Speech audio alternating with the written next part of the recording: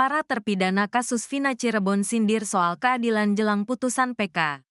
Menjelang putusan peninjauan kembali PK, beberapa terpidana kasus Vina Cirebon memberikan pesan dan harapannya. Hal ini diungkapkan oleh Supriyanto dan Hadi Saputra saat mencoblos di Lapas Cirebon, Rabu, tanggal 27 November tahun 2024. Bahkan, salah satu dari mereka ada yang menyindir keadilan hukum di Indonesia. Diketahui, 7 terpidana kasus pembunuhan Vina ikut mencoblos pada pilkada di Lembaga Pemasyarakatan kelas 1 Kesambi, Kota Cirebon, Jawa Barat.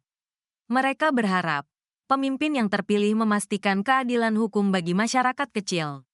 Ketujuh terpidana itu adalah Jaya, Supriyanto, Eka Sandi, Eko Ramadhani, Hadi Saputra, Sudirman, dan Rivaldi.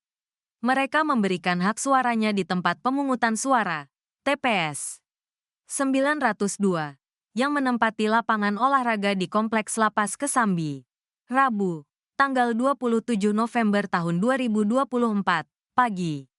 Sebelum mencoblos, mereka mengantre bersama warga binaan lainnya. Setelah menyerahkan surat undangan, para terpidana lalu mencoblos di balik bilik suara. Mereka memilih calon gubernur dan wakil gubernur Jabar serta calon wali kota dan wakil wali kota Cirebon.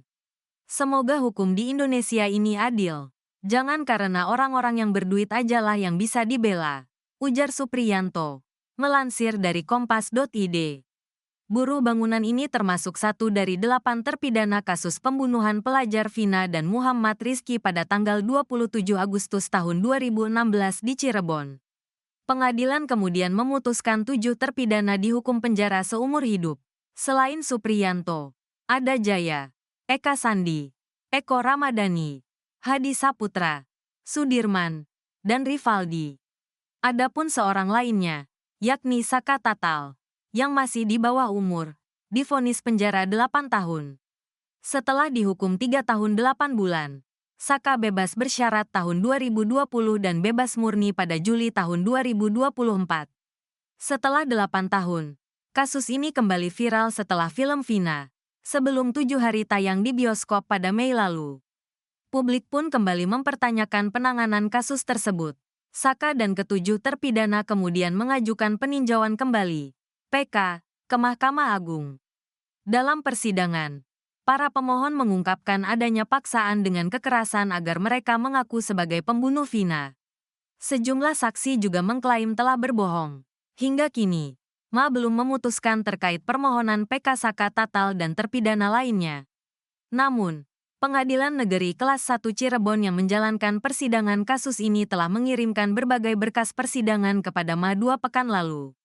Supriyanto berharap momentum pemilihan kepala daerah kali ini sebagai pengingat agar pemimpin dapat memastikan setiap warga mendapatkan keadilan di hadapan hukum. Alhamdulillah, saya sudah ada pilihan. Semoga yang terpilih nanti bisa amanah, ujarnya. Hadi Saputra, terpidana lainnya, juga berharap demikian. Semoga nanti siapapun yang terpilih bisa memimpin dengan baik, termasuk untuk rakyat kecil. Semoga bisa melayani masyarakat, menjalankan tugasnya dengan baik, adil kepada masyarakat, ujarnya dengan mata berkaca-kaca. Mungkin saya sendiri mewakili untuk masyarakat kecil lainnya. Semoga bisa merasakan keadilan semua dan mendapatkan hak-haknya, ujar Hadi yang pernikahannya batal 2 hari sebelum penyelenggaraan karena terlibat kasus Vina.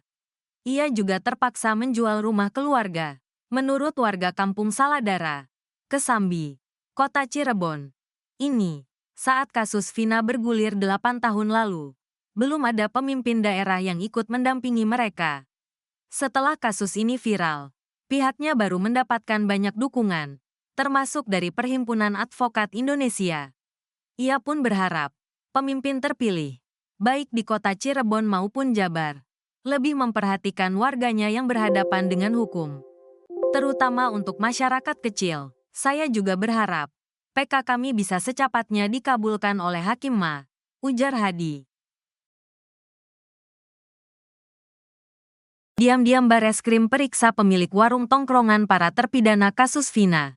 Menjelang vonis peninjauan kembali, PK, terpidana kasus Vina Cirebon, Tim penyidik Bareskrim Mabes Polri diam-diam memeriksa Nining, pemilik warung yang dipakai nongkrong para terpidana.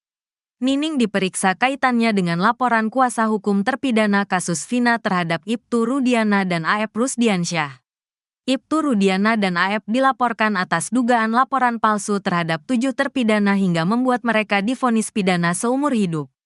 Jutek Bongso, kuasa hukum Nining mengaku pemeriksaan itu digelar di Mabes Polri pada Rabu, tanggal 20 November tahun 2024. Dalam pemeriksaan itu, Nining diberi 17 pertanyaan tentang malam kejadian tewasnya Vina dan Eki, tanggal 27 Agustus tahun 2016. Dalam keterangannya, Nining mengakui para terpidana ada di dalam warungnya pukul 20.00 WIB, malam kejadian. Keterangan Nining ini mengklarifikasi pengakuan Aep yang mengaku para terpidana nongkrong di depan SMP 11 Cirebon. Menurut Jutek, keterangan Nining sangat penting karena dia saksi fakta yang mengetahui, melihat dan mendengar di malam kejadian. Pukul 20 Bu Nining mengetok warungnya untuk mengingatkan anak-anak ini jangan teriak. Mereka akhirnya berpindah ke rumah kontrakan Pak RT. Namun ini yang dibantah Pak Pasren. Ungkap Jutek dikutip dari tayangan YouTube Jutek Bongso Pasopati Law Firm pada Sabtu, tanggal 23 November tahun 2024. Dikatakan Jutek, pada pemeriksaan kasus ini tahun 2016, Nining belum pernah diperiksa, apalagi di BAP.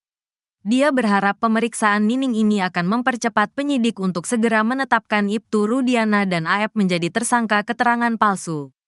Kita berharap dengan perkembangan pemeriksaan saksi dari hari ke hari, dapat mempercepat proses penyidikan, menaikkan status terhadap 3 laporan kami, Aep, Rudiana, Pasren dan Kavi, katanya. Menurut Jutek, hukum harus ditegakkan karena atas kesaksian Aep, Rudiana, Pasren dan Kavi inilah 7 terpidana ini harus divonis seumur hidup dalam penjara. Sebelumnya, mantan Wakapolri Komjen Purn Ogroseno menyebut Ibtu Rudiana kalau menjadi polisi di Amerika pasti sudah dipecat. Hal ini disebabkan karena kebohongan yang sudah dibuat Ibtu Rudiana dalam menangani kasus Vina Cirebon. Diungkapkan Ugro, kebohongan Ibtu Rudiana tampak saat dia membuat laporan polisi kasus Vina Cirebon yang seolah-olah dia melihat, mendengar dan mengalami kejadian pembunuhan yang menimpa Vina dan Eki. Substansinya bohong semua, dia tidak melihat, mendengar, mengalami, tapi seolah-olah mendengar, melihat mengalami. Itu sudah fatal. Di Amerika, polisi berbohong sudah dipecat, apalagi ini bohongnya terlalu besar. Jadi, tidak hanya terkait masalah isu penganiayaan saja, ungkap Ogroseno dikutip dari tayangan YouTube pengacara Tony pada Jumat, tanggal 18 Oktober tahun 2024. Menurut Ugro, terkait masalah ini, Propam Polri harus turun tangan. Propam tidak perlu menunggu ada laporan polisi atau adanya keputusan hukum tetap, inkrah, jika melihat ada pelanggaran yang sudah kasat mata. Jika secara kasat mata sudah terlihat ada pelanggaran etika profesi, maka harus ditindaklanjuti Propam.